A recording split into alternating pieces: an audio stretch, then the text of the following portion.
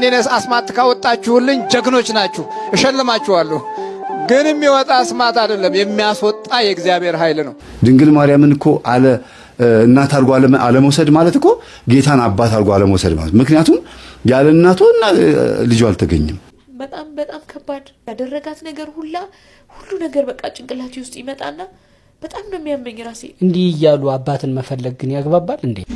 ሰላም ውድ ቤተሰቦቼ እንደምን አመሻችሁ፣ እንደምን እስከ ሰዓት ደረሳችሁ፣ እንደየሰዓት አቆጣጠራችሁ እንደምን አላችሁ፣ እንደምን ቆያችሁ። እግዚአብሔር አምላካችን ከሁላችን ጋር ይሁን። ውድ ቤተሰቦቼ ዛሬም በአዲስ መረጃ በአዲስ ቪዲዮ ተገናኝተናል። የሚያነቁ የሚያበረታቱ ትምህርቶችን አዘጋጅቻለሁ። እስከ ፕሮግራም ፍጻሜ ድረስ ከኔ ጋር ቆዩ። በቀጥታ ወደ ዛሬው መርሃ ግብራችን እንሄዳለን። መምህር ግርማ እግዚአብሔር የሰጠን በመታሃት የሚያስተምሩ ሳይሆኑ እኔም እኮ ጸጋው ስለሌለኝ ነው እንጂ መቁጠሪያም አለኝ። ንስሐ ልጆቼ ቀኖና አሰጣቸው 41 ጊዜ በመቁጠሪያ ጀርባቸውን ገርፌ ነው።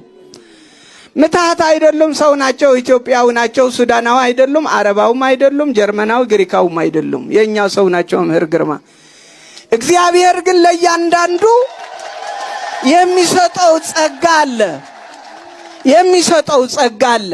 ያንዱ የማስተማር፣ ያንዱ የመዘመር፣ ያንዱ የማጥመቅ፣ ያንዱ የመፈወስ። አባቶቻችን ቅዱሳን ሐዋርያት ሲመርጣቸው እያንዳንዳቸው ስጦታ ነበራቸው። ስጦታ ነው፣ አትጠራጠሩ። እዚህ ስትመጡ ምልክት ሽታችሁ አትምጡ፣ ክፉ ትውልድ አለ ትንቢተ ኢሳይያስ ምዕራፍ 6 ቁጥር 9 ክፉ ትውልድ ምልክትን ይሻል። ምልክት አትሹ። አብርሃም ምልክት አልፈለገም እኮ። በፊት የታማኝ ማለት ታመነ፣ ለሱም ታማኝ ሆነ። እሱ ለአምላኩ፣ አምላኩ ለሱ ታማኝ ሆነ። አብርሃም የሚፈልገውን ነገር ባይፈልግ እንኳን የሚያስፈልገው ነገር አላስቀረበትም እግዚአብሔርና አትጠራጠሩ። አምናችሁ ኑ እንድትፈወሱ፣ አምናችሁ ኑ ያሸብክታናችሁ እንዲጣልላችሁ እንዲወድቅላችሁ፣ አምናችሁ ኑ የተሰበረው ልቦናችሁ እግዚአብሔር እንዲጠግንላችሁ። ለአምላክ ይሄ ጉባኤያችን ችግሮችን ብቻ አይደለም ያሳለፈው ብዙ ትምህርቶችን ነው። ብዙ መንፈሳዊ ዕውቀቶችን በጠላት ላይ መሰልጠንንና መጠንከርን። ከዚህ አልፎ የውጭው ዓለም ሌሎቹ ነጮቹ እንደገና መንፈሳዊ ብስለት እየተማሩ ነው። የኛው የሚሆኑት የሚሽለኮለኩት ምቀኝነት፣ ክፉ ባህሪ፣ ክፉ ጠባይ ከደማቸው ጋር ያለም ቢያንስ የሆነ ስፍራ ላይ ዝም ያሉበት ነው። እግዚአብሔር ዝም ያሰኛል። እግዚአብሔር ምን ያሰኛል? ዝም። ለበጎውም ለመልካሙም ዝም ያሰኛል። ከአቅም በላይ ነው። የማንም ፈቃድ አይደለም እኮ የማንም ፈቃድ፣ የማንም በጎ የሰው ህሊና ፈቃድ አይደለም። የእግዚአብሔር በጎ ፈቃድ ከሆነ ምንም ማድረግ አይቻልም። እስካሁንም የኖርነው በእግዚአብሔር ኃይልና በሰማይ በጎ ፈቃድ እንጂ በሰዎች ማሳደድ፣ በሰዎች ሹክታ፣ በሰዎች የአንደበት ሩምታ ከውስጥ ጀምሮ እስከ ውጭ ድረስ ያለ የክፋት ጋጋታ የእግዚአብሔርን ሥራ አያቆመው።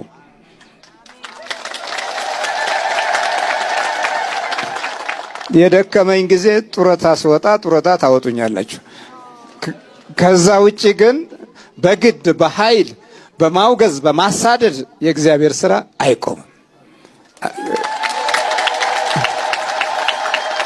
ደግሞ በእልህም ከሆነ የእግዚአብሔር ሥራ አይቆምም።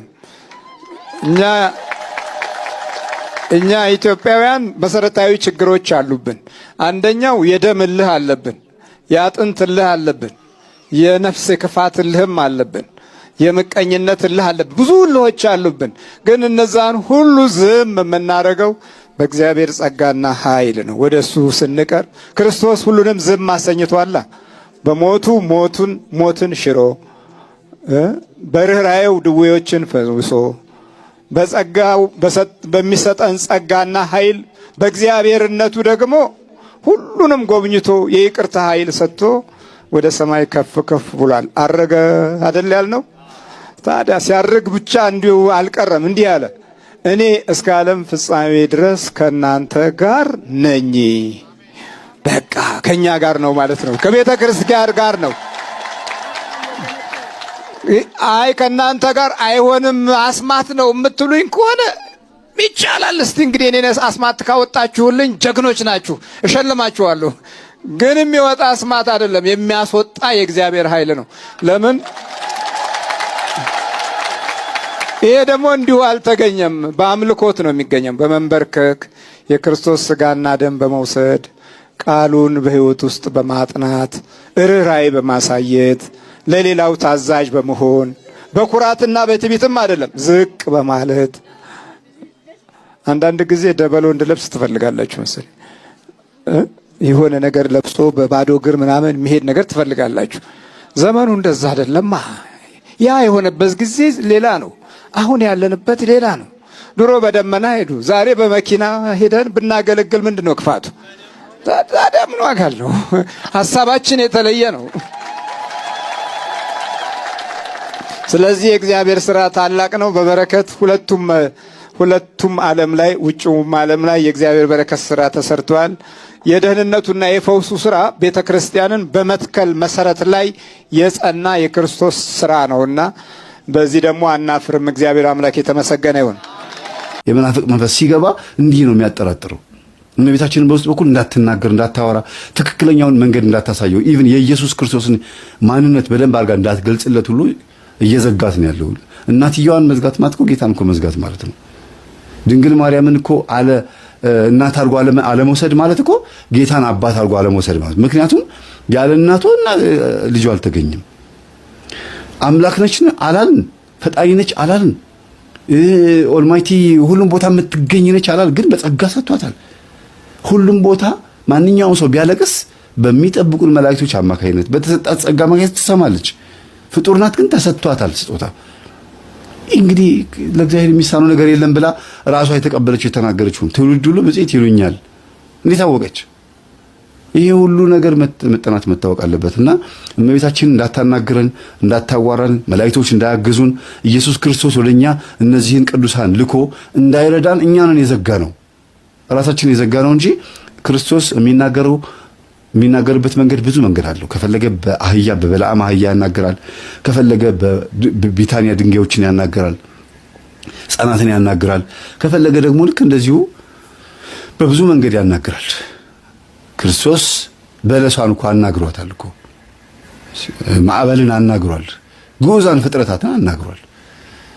እንኳን ቅዱስ ሚካኤል ቅዱስ ገብርኤልን ሂዱ እርዷቸው ብሎ ማዘዝ በጣም በጣም ቀላሉ ነገር ቀርቶ ማዕበል ጆሮ የለው። እንግዲህ ማዕበል ስነ ፍጥረት ጆሮ የላቸውም። ግን እግዚአብሔርና ኢየሱስ ክርስቶስና ፍጥረታት በሚግባቡበት በራሳቸው እግዚአብሔር ራሱ ስለፈጠራቸው በሚግባባበት ቋንቋ ይግባባቸዋል፣ ይሰማቸዋልና ያንን እንኳን እየሰማ ግን ምን ይላል ራእየ ዮሐንስ ምዕራፍ 1 ላይ እግዚአብሔር ኢየሱስ መልአኩን ልኮ ሂድና ተናገር አለኝ ነው የሚለው። ይሄን ነገር ተናገር፣ ይሄን ነገር እንደዚህ አድርግ አለኝ ነው የሚለው። ራሱ ማድረግ እየቻለ ማለት ነው። ራሱ ሁሉ ቦታ ኦልማይቲ ጋር ሆኖ ሁሉም ቦታ መገኘት የሚችል ሆኖ ግን መልአክ ይልካል። ለምን ሲባል የእነሱ ድርሻ ያ ነው፣ ክብሩ ነው። የእነሱ መልአክ እኮ ለሱ ክብሩ ነው። ምክንያቱም የእሱ እንደራሴ ሆኖ ነው እየመጡ የሚያከናውኑት። አንድ የዲኤችኤል ሞተረኛ ደብዳቤ በየቦታው በሚያደርስበት ሰዓት የድርጅቱን ዓላማ ነው የሚያከናውን። እያመጣ ደብዳቤውን ይሄው ይሄ የምትወላል ይሄ ፖስት የሚባሉ ፖስትማን የሚባሉ አሉ አይደል? ያንን ፖስታ ከማን የሚቀበል? ከመስሪያ ቤቱ ከፖስታ ቤት ይቀበላሉ፣ ያደርሳሉ። የማንን ጉዳይ ነው የሚያስፈጽሙት? የድርጅቱን። ፖስታውን ቀደው ቢያዩት ቢሰርቁት ቢሉት ያንን ድርጅት እምነት አጎደሉ ማለት ነው። የማይፈቀድላቸው ሕግ ውስጥ ገቡ። ስለዚህ የድርጅቱ ምንድናቸው? ተላላኪ ብቻ እንደራሴዎች ናቸው። ድርጅቱን የላከኝ ብሎ መታወቂያ አድርጎ ነው መጥቶ የሚያስረክበን። መላእክቶች እንደዛ ናቸው፣ ፖስተኞች ናቸው። ከእግዚአብሔር ተልከው መጥተው የሚያስረክቡን። እንዲያውም ከፖስተኛ የበለጠ እነሱ የተላኩበትን ሚስጥሩን ሁሉ ያውቁታል። ሂዱና አድርጉ፣ ኢቭን አድርጉ ሳይባሉ ራሱ አድርገው የዘካርያስን አንደበት ሁሉ ዘግቶ ሄዷል ገብርኤል አይደለም እንዴ? ሂድ አብስረው ተብሎ አንደበቱን ግን ዘግቶ ነው ሄደው። ግን እግዚአብሔር ሂድና አንደበቱን ዝጋ አላለውም። ስለዚህ መላእክቶች የእግዚአብሔር እንደራሴዎች ናቸው። ብንማጸናቸው ብንለምናቸው ኢቭን የበለጠ መጽሐፍ እንድናነብ መጽሐፍ ቅዱስ እንዲገባን አይምሮአችን እንዲከፈት እንድንድን ያረጉናል፣ ይረዱናል እንጂ ሌላ ነገር አያረጉንም። ምናልባት የዋሃን ምዕመናን ከሚናገሩት አንጻር ተነስቶ ኦርቶዶክስ መለካት ሞኝነት ነው። ገብርኤል አባቴ ሲሉ ገብርኤል ጠባቂ ሲሉ አምላኬ ወይም ፈጣሪ ብለው ከሆነ የዋሃን ናቸው። ትምህርት ያስፈልጋቸዋል። ትምህርት ስላልተሰጠ ነው። ግን ትምህርቱ እንደዛ አይልም። ስለዚህ እኛ ኦርቶዶክሳውያን ትክክለኛ የሆነ ቦታ ላይ ተቀምጠናል። ግን በኃጢአታችን ብዛት ምክንያት እውነተኛ የሆነውን እምነት ስላላወቀን እምነታችንን ከርተን እየሄድን እያስቸገርን ነው። ስለዚህ እውነተኛ የሆነውን እምነት አውቀን ትምህርቱን ተረድተን ጸንተን መገኘት ያላችሁትም ደግሞ ብትመጡ ነጮች ያቀበሉንን በሙሉ በተለይ ሰይጣን ማብርተኞች ያቀበሉንን በሙሉ ዝም ብሎ መቀበል፣ እነሱ አሰልጥነው የሚልኳቸውን ዝም ብሎ መቀበል፣ ዝም ብሎ ያገኙት ቦታ አዳራሽ እየሄዱ ብሎ በዳንኪራ መዝለል አይደለም። ሁልጊዜ መስዋዕት የማይወገድባት ወይም ደግሞ የማይጠፋባት የምስጋና መስዋዕት በሰዓታቱ፣ በኪዳኑ፣ በቅዳሴው፣ በምስጋናው፣ በመዝሙሩ፣ በሁሉ ነገር የምስጋና እሳት የሚንበለበልባት በኦሪቱ ጊዜ የነበረው የሚታየው ማቴሪያሉ እሳት እዚህ ጋር ደግሞ በምስጋና ተቀይሯል በአዲስ ኪዳን በዓመተ ምሕረት። ስለዚህ ቤተክርስቲያንን ንጹህ አገልጋይ ኖረው ወይም ንጹሃን አባቶች ኖረው የሚታደጓት አባቶች ኖረው ብዙ ምዕመናን ቢመጡ ደስ ይለናል። ሁሉም ሰነፍ ሆኖብን እንጂ ሃይማኖታችን ንጽሕት ቅድስት ናት። ስለዚህ ወደ ኋላም ወደፊትም ወደ ግራም ወደ ቀኝም ሳንል እውነተኛውን ነገር እየመረመሩ መቃወም የሚገባን እየተቃወምን እውነተኛውን ነገር ይዘን ግን ወደ ህይወት መንገድ መሄድ የምንችለው ተዋህዶ ላይ ስንሆን ነው። በጣም በጣም ከባድ ያደረጋት ነገር ሁሉ ነገር በቃ ጭንቅላቴ ውስጥ ይመጣና በጣም ነው የሚያመኝ ራሴ። እንዲህ እያሉ አባትን መፈለግ ግን ያግባባል እንዴ? ፈልጌ አግኝቼዋለሁ እኮ ራሴ ፈልጌ ነው ያገኘሁት። ግን አግኝቼውም ለኔ ምንም አይነት እንትን የለውም። ስለዚህ እኔም እኮ የአባት ፍቅር እኮ አባትን ነበር የምፈልገው አይደለም። አግኝቼዋለሁ እኮ ግን ቢያንስ እንኳን እናቴን ሊክሳት ይገባል። እናቴ ከፍቷታል። እኔም ያው የእሷን ተከትዬ ነው ያደግኩት። እኔም ከፍቶኛል። ተክልዬ ትክክል አይደለሁም። እኔ በቃ ምንም ነገር አያስደስተኝም። ግን መኖር አለብኝ ብዬ እየኖርኩ ነው። ለልጄ ደግሞ መኖር አለብኝ። ልጅ አምጥቻለሁ አይደለም። ቢያንስ ልጄ ጥሩ ኑሮ መኖር አለባት። ልጄ ሊከፋት አይገባም። እኔ ፊቴን ልታየኝ አልፈልግም ሳለቅስ። እሱ አልከፋውም እኮ ተክልዬ። ባይኖረው እኮ ምንም ችግር የለውም። ግን አለው እያለው ለምን ይከፋኛል? እኔ ልጁ ነኝ። የአብራኩ ክፋይ ነኝ። የድሃ ልጅ ነኝ። ግን እናቴ ድሃ ስለሆነች ነው። ቢኖረኝ ማይፈልገኝ ነበር። በአባት የሀብታም ልጅ ነሽ። እሱማ ሀብታም ነው። ቢሊየነር ነው ሚሊየነር ናቸው። እኔ እንጃ እሱን አላውቅም። ወይ የልጅቷን ታሪክ እንደሰማችሁት እንግዲህ አባቷ እናቷን ሰራተኛ በነበረችበት ሰዓት ላይ ደፍሯት አሁን የፌስቱላ ታማሚ ይሆናለች እናትየዋ። እና አባትየው ደግሞ ባለሀብት እንደነበረ ምንም ከተፋቱ በኋላ ምንም ንብረት ለእናቷ እንዳልሰጠ ለልጅቷም ደግሞ ምንም ሚሊየነር ቢሆንም ምንም ነገር ሊሰጣት ፈቃደኛ እንዳልሆነ የተናገረችበት ነው። ለምንድን ነው ይሄ የሆነው ያለ እንደሆነ እንግዲህ አባቷ ሙስሊም ነው፣ በደንብ አስተውሉ። ሴትዮዋ ደግሞ እናትየዋ ማለት ነው ክርስቲያን ነች። ለምንድን ነው እሱ ይሄን ነው ሲባል አንድ ቪዲዮ አዳምጡ። ሸሪዓው ግማሽ ንብረት ስለማይሰጣት ወዴት ትሄዳለች? መደበኛ ፍርድ ቤት ሄድና ተከሰዋለች። አሁን የሸሪዓው በአሁን ሰዓት በሸሪዓ ንብረት የሚካፈል ሰው አለ ግን የለም እኮ። በሸሪዓ ንብረት እኮ የሚካፈል ሰው የለም። ባልና ሚስት ቢጣሉ ንብረት ሚስት መውረስ አትችልም። ፈልጎ ፈቅዶ ከሰጣት ካልሆነ በስተቀር 5 ሳንቲም ከቤት መውሰድ አይፈቀድላትም። እሷ ሄዳ ፍርድ ቤት አፋቱኝ አለች። ከዛ ፍርድ ቤት ፈታት። ባልየው አልፈታውሽም ፈታውሽ እስካላላት ድረስ አልተፈታችም። ተፈትቻለሁ ፍርድ ቤት ፈቶኛል ብላ ሌላ አገባለሁ ካለች ዝሙተኛ ነች እቺ ሴት። ከዛ ስትጋባ በኒካህ በቃዲ ትጋባለች። ስትለያይ ደግሞ ሸሪዓው ግማሽ ንብረት ስለማይሰጣት ወዴት ትሄዳለች? መደበኛ ፍርድ ቤት ሄድና ተከሰዋለች። መደበኛ ፍርድ ቤት ደግሞ ምንም እንትን አይልም፣ ያካፍላል። አሁን ግን ቀርቷል። አሁን እንዴት እንደሆነ አላውቅም። በፊት ንብረት ያካፍላቸው ነበር፣ እኩል ንብረት። እሱ ፍዳውን አይቶ ምን ብሎ አሳሩ መከራውን አይቶ ያፈራውን ንብረት እኩል ትካፈለዋለች። ሐራም ብቻ ቀላል ሐራማ በቃ ቢሰጣትም ፍርድ ቤት ወስኖላት ብሩን ብትወስድም ለሷ እሳት ነው የወሰደችው። መልካም እንግዲህ ኡስታዙ ሲናገር እንደሰማችሁ አሁን ላይ ሴቶቹ ሲፋቱ ወደ ፍርድ ቤት እየሄዱ ነው። ምክንያቱም ፍርድ ቤት ከሄዱ ንብረት የመካፈል እድል አላቸው። ወንዱ ጥሮ ለፍቶ ሰርቶ ያመጣውን ፍርድ ቤት እየሄዱ ሲፋቱ ይካፈላሉ። አሊያ ምን መሆን የለበትም እያለ ነው። ፍርድ ቤት መሆን የለበትም፣ በሸሪያ መሆን አለበት። ያኔ እፈታለሁ ካለች በዜሮ እንደምትሸኝ ስለምታቅ እሷ ፍርድ ቤት እየሄደች ነው እያለ ነው። ይሄ መሆን የለበትም፣ ሃይማኖታችን አይፈቅድም፣ በነፃ ነው መባረር ያለባት እያለ ነው። ስለዚህ መጀመሪያው የዛች አባቷ ሙስሊም የሆነው እሷ ክርስቲያን የሆና ሊረዳት ፈቃደኛ ያልሆነው እንዲሁም ደግሞ እናቷንም በግድ ሰራተኛ በነበረች ሰዓት አስገድዶ የደፈራት እና ያስወለደው ቁርአኑ ይፈቅድለታል። ሰራተኛ መገናኘት ሱራ 23 ቁጥር 6 ላይ ሚስቶች እና በእጆች ያስቃቸው ባሪያዎች አገልጋዮችን መገናኘት ይፈቅድለታል። ሊረዳ ያልፈለገበት ምክንያት ከተፋታ በኋላ ወይም ባሪያን ከተገናኘ በኋላ በነፃ መፋታት ስለሚችል ነው። አንድ ማስረጃ ልስጣችሁ ይሄንን የሚያጠናክር ከሐዲስ ሱናን አቢ ዳውድ 22:28 ላይ ሀቢባ የምትባል የሳህል ልጅ የጣቢት ብን ቅያስ ሚስት ነበረች እና እቺ ሚስት እንዲህ ትላለች፣ he beat her and broke some of her part። አይሻ ነች የተረከችው። ደበደባትና ባሏ አጥንቶቿን ሰባበረው። so she came to the prophet after morning and complained to him against her husband። ከዛ በጠዋት ወደ ነብዩ ጋር ትመጣና ስለ ባሏ ቅሬታ ታሰማለች። እንደደበደባት አጥንቶቿን እንደሰባበረ ማለት ነው። The prophet called on Thabit bin Qiyas and said to him, take a part of her property and separate yourself from her። ከዛ ነብዩ ባሏን ጠራና ጣቢትን ከዚህ ሴት ራስን ለይ፣ ንብረቷንም ቀማት አለው። ንብረቷን ቀማና አባራት። ነብዩ ነው ያለው ይሄንን። he asked, is that right messenger of Allah? ባሏ ከዛ ምን አለ? ያላ መልእክተኛ ይሄን ማድረግ ይቻላል?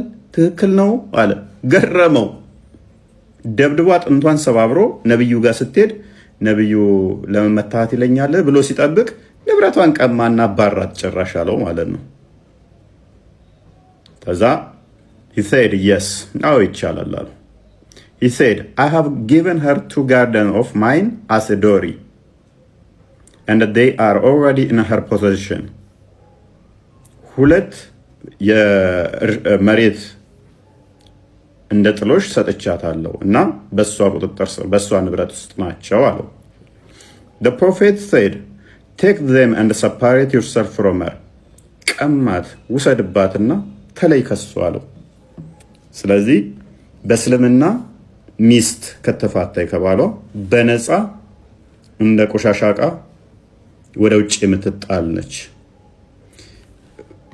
ስለዚህ ምን ከነብያቸው የተማሩት ነው።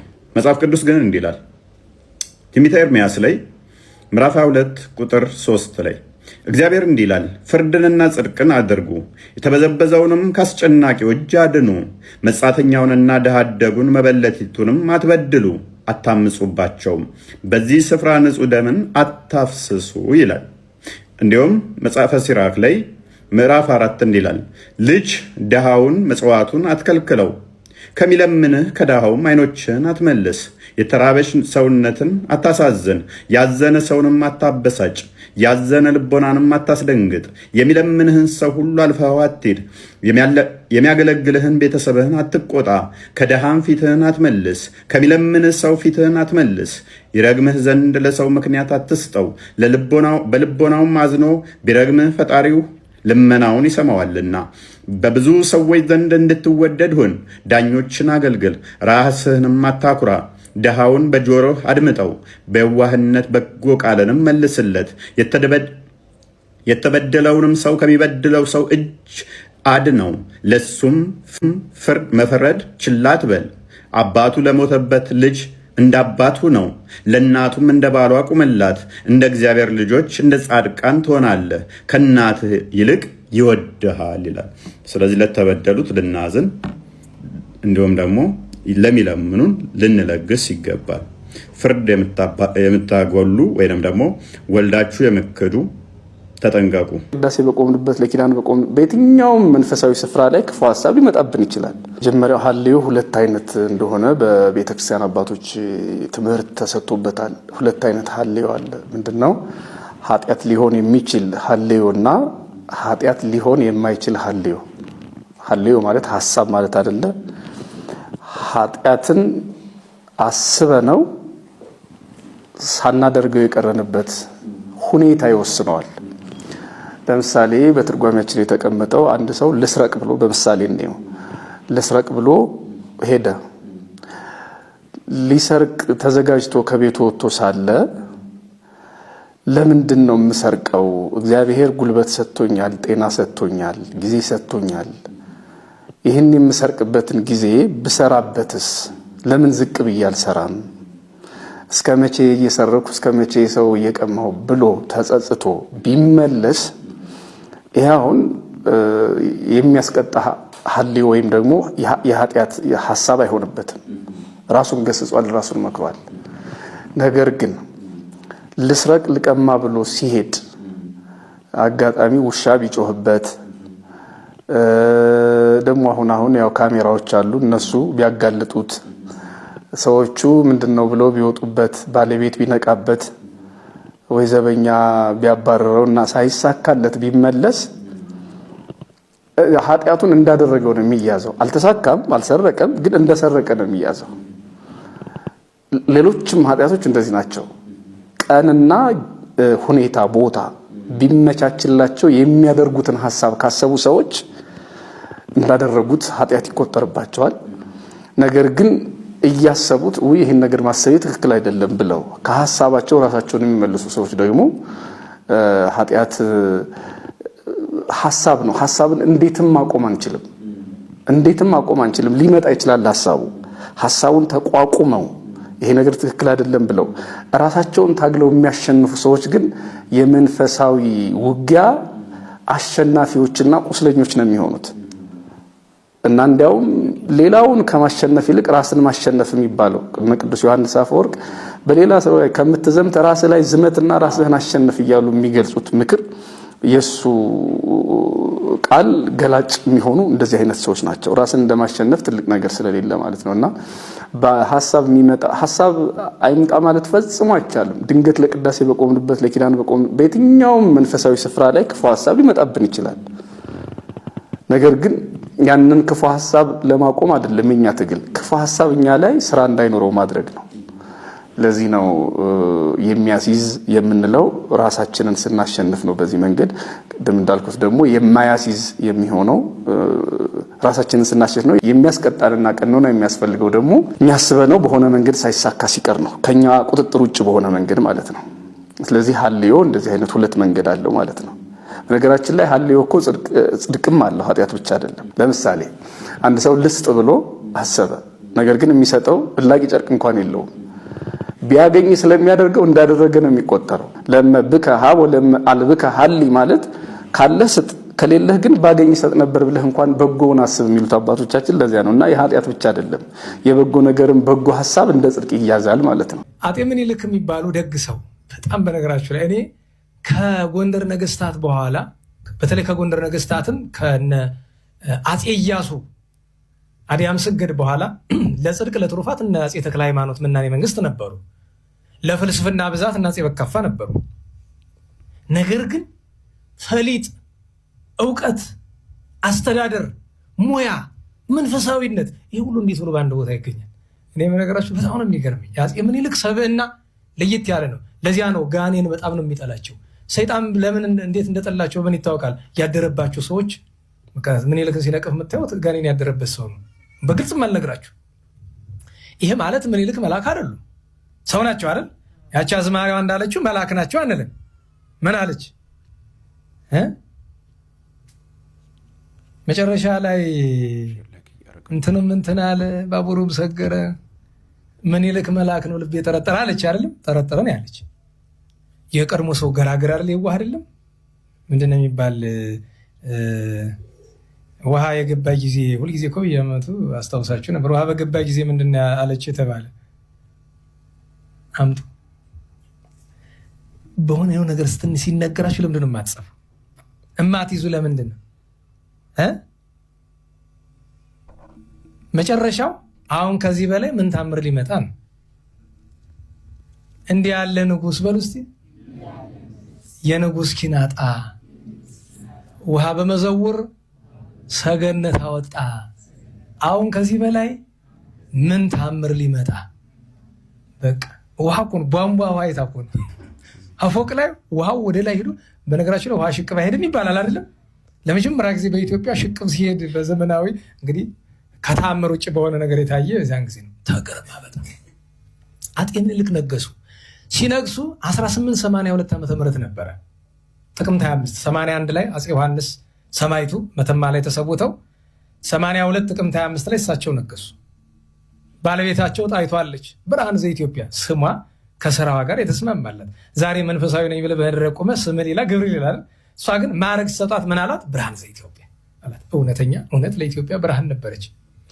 ያን ጊዜ ገና ከመንገሱ ምኒልክ በፊት ውጫሌ ላይ አንድ ነገር ነበራለ። ምን ውል ከማን ጋር? ከኮንት አንቶኔሊ ጋር። ሰውየው አጨበረብሯል በጣሊያንኛው አይደለም። ያቺ እንደተጨበረበረች ምኒልክ ያውቃሉ። በነገራችሁ ላይ ያውቃሉ። አውቀው ነው ዝም ያሉት። ለምን? እስመ የኮነ ይዜ ጊዜው ይላል ቅዱስ ጳውሎስ። ለአንዳንዱ ነገር ጊዜው አይደል። ለምን? ከ1981 መጨረሻ ጀምሮ ኢትዮጵያ ውስጥ ምን ተከሰተ? ድርቅ፣ የከብት በሽታ ገባ። ምን የሚባል ቀን መጣ? ክፉ ቀን። ለ3 ለ4 እስከ 5 ዓመት ድረስ ህዝቡ አለቀ። ሰው የሞተ ጅብ ስጋ፣ የሞተ አህያ ስጋ እስከ መብላት ደረሰ። አንዳንድ ቦታ ሰው እርስ በርሱ እስከ መበላላት ደርሷል፣ ከራቡ ብዛት የተነሳ። በዚህ ጊዜ ጣሊያን ጋር መግጠም ያዋጣል? አያዋጣም። ዝም አለ። በዲፕሎማሲ ሲል ቆየ። ኋላ ቀኑ ደረሰ። ቀኑ ሲደርስ መጥተው እዚህ አልፈው መቀሌን፣ አዲግራትን፣ አድዋን የመሳሰለውን ሲይዙ ያን ጊዜ መስከረም 7 ቀን ምን ተነገረ? አዋጅ። አዲስ አበባ ላይ አዋጅ ተነገረ። የት ከተጠብቀኛሉ? ወረኢሉ፣ የምታውቁት ካላችሁ ወሎ። በወረኢሉ አድርጎ ከዚያ ደሴ ገብተው ራስ ሚካኤል ተቀብለዋቸው፣ ወይም ንጉስ ሚካኤል ተቀብለዋቸው፣ በኋላ ንጉስ ሚካኤል ተብለዋል። ጎዳና ተደረገ። አሁን ከአድዋ ጦርነት በፊት 2 ብዙ የማይወራላቸው ጦርነቶች አሉ። እነሱም አንደኛው እንደው በሞት እንዲሁ ታሪክ የሚያነብ መሀላችን አንድ ሰው እኮ ያስፈልጋል። እንዲሁ ቢጠፋኝ የሚያግዝ እኔም ለሱ ስል ደግሞ እንድጠነቀቅ። እኔ ደግሞ አላል ጠፈፍ ያለ ነገር ለማቅረብ አንዳንድ ጊዜ እንዴት ባላችሁ። እስኪ ጦርነት የተደረገባቸውን አምባዎች አስታውሱ። አምባ ምን አምባ? ጎበዞች። አምባ አላጌ ላይ ለምሳሌ አላጌ። በነገራችሁ ላይ አምባ አላጌ ላይ ድል ሲያደርጉ ዋናው ስራ የተሰራ በማን ነው ከተባለ በፊት አውራሪ ገበየሁ እና በቀኝ አዝማች ታፈሰ ነው። በነገራችሁ ላይ ደጋግም የምነግራችሁ እስቲ የ25 ዓመት እድሜ 25 ነው የሚል 25 አሁን በትክክል ነው። በእርግጡ 25 ዓመት ላይ ያለ ሰው ጥሩ አንድ ሰው ሌላ አለ። ሴቶች እንኳን አታዋጡም ትፈራላችሁ። 25 ላይ ነሽ ማለት ኦልሞስት ወደ ኤክስፓይሬሽን እንዳትባይ እያልኩ አይደለም። ህጉን ከሆነ ግን አዎ ሴት ልጅ እስከ 25 አግቢ። በነገራችን ላይ ማግባት ያለባት ከ15 እስከ 18 ዓመቷ ነው። ብትዘገይ እስከ 22 ነው። ቢበዛት ደግሞ በጣም ብትዘገይ እስከ 25 ነው። እስከ 25 ባታጋባት በቤተ ክርስቲያን ስርዓትና ትውፊት መሰረት ወላጆቿ ከዛ በኋላ በዛ ሴት ላይ ማዘዝ አይችሉም። ለምን? ላለማግባቷ ጥፋተኞች ስለሆኑ እና 25 ካለፋት እኮ አበቃችን። ታዲያ አንተ ቁጭ ብለህ ዩኒቨርሲቲ ልማር፣ ኮሌጅ ልጨምር፣ ዲግሪ ላምጣ ምናምን ምን ይዤ ምን ይዘሽ ትገቢ? ባለም የሆነች ካላስተዳደረሽ ገንዘብ ካላመጣልኝ ለምን ያደርጋል? እውነቴን ነው። እንደዚህ ስላችሁ ደግሞ 25 ያለፋችሁ ቅር እንዳይላችሁ፣ ችግር የለውም። ለእናንተ ደግሞ አለ አዲስ ካውንተር እናመጣለን፣ ቆጣሪ እንገጥማለን። ቅር አይበላችሁ ብዬ ነው ካላችሁ ድንገት ነው። ቅር ቢላችሁ የራሳችሁ ጉዳይ። እንግዲህ ሁሉ ተጨንቄ ምን እንዘልቀዋል። ይህንን ትምህርት ለወዳጅ ለጓደኛ ውድ ቤተሰቦቼ ሼር ማድረጋችሁን በጭራሽ እንዳትረሱ። ብዙ ሰዎች እንዲነቁ እንዲበረቱ ማድረጋችንን እንዳንረሳ።